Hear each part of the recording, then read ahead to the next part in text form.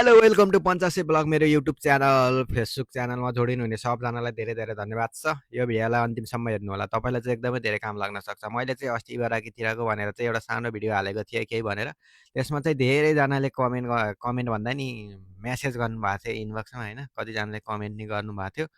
र इबाराकी आउने चाहिँ यति धेरै मान्छे हुनुहुँदो रहेछ कि है, बिचरा कतिपयलाई चाहिँ थाहै नरहेछ कि आफू आउने गएको चाहिँ कस्तो छ के छ भनेर होइन।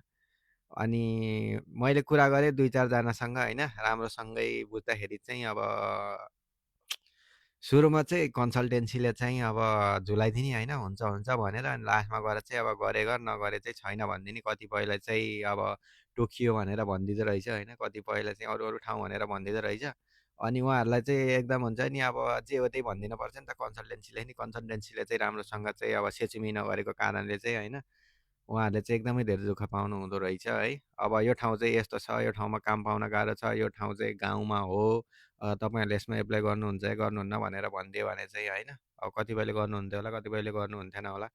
अब टोकियो नजिकै भनिदिन्छन् होइन, अब टोकियो हुन नि टोकियोबाट नजिक नजिकै हो, त्यही भएर चाहिँ एकदमै धेरैजनाले चाहिँ गुनासो गरिरहनु भएको थियो। कतिपयले चाहिँ आऊँ कि नआऊँ भनेर नि सोध्नु भएको थियो।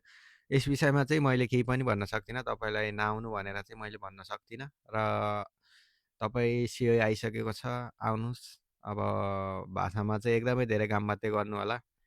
जापानमा चाहिँ जापानिज भाषा बाहेक अरू भाषा चाहिँ चल्दैन, त्यसैले चाहिँ अब जे हुन्छ दुःख सुख गर्नु होला जापान आएर। र तपाईँ नि इबाराकीतिरै हुनुहुन्छ भने चाहिँ आउनुहोस्, कमेन्ट गर्नुहोस्, साथी बन्नुहोस्। तपाईँलाई चाहिँ हामीले केही सहयोग गर्न सक्छौँ भने हामी सहयोग गर्नेछौँ भन्दै यस भिडियोबाट चाहिँ म पञ्चासे ब्लगर पनि बिदा माग्छु। र मेरो युट्युब च्यानललाई चाहिँ सबैजनाले सब्सक्राइब गर्नु होला। र मेरो युट्युब च्यानल चाहिँ 1000 सब्सक्राइबर पुगेको दिनमा चाहिँ मैले चाहिँ 2 जनालाई चाहिँ 1-1 मान रुपियाँ चाहिँ पुरस्कार प्रदान गर्ने भनेर चाहिँ भनिरहेको छु। र तपाईँ पनि पढ्न सक्नुहुनेछ, त्यसको लागि चाहिँ कमेन्ट गर्न सक्नुहुनेछ।